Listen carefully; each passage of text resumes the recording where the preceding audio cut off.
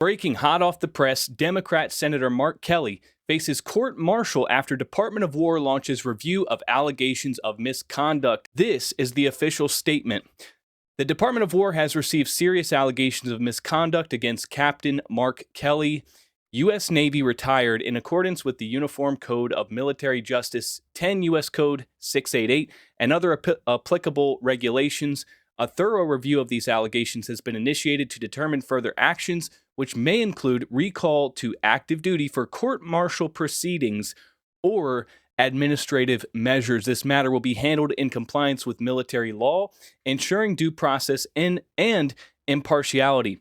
Further official comments will be limited to preserve the integrity of the proceedings. The Department of War reminds all individuals that military retirees remain subject to the UCMJ for applicable offenses and federal laws, such as 18 U.S. Code 2387 prohibit actions intended to interfere with the loyalty, morale, or good order and discipline of the armed forces. Any violations will be addressed through appropriate legal channels.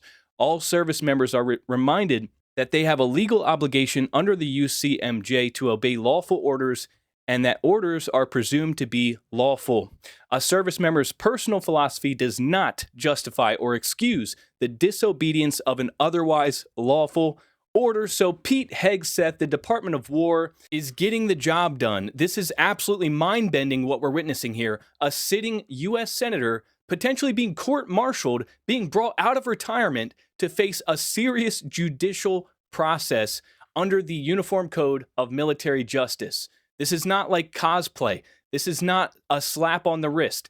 This is not a strongly worded letter from Jim Jordan. If this investigation leads to finding that Mark Kelly commit a crime, he will be brought before a military judge, a panel of military officers, potentially stripped of his rank, and thrown in prison. And this is a completely different judicial process than what we're familiar with. The military judges aren't appointed by the president. They're not confirmed by the Senate. They're supposed to be completely unbiased and nonpartisan, and their only duty is to uphold the ethics of the military, bound to the UCMJ, not partisan politics. So this is absolutely mind-bending what we're witnessing right now, or could witness, I should say, because I don't want to get too hyperbolic. Right now, it's an investigation. We don't know where this is going to lead.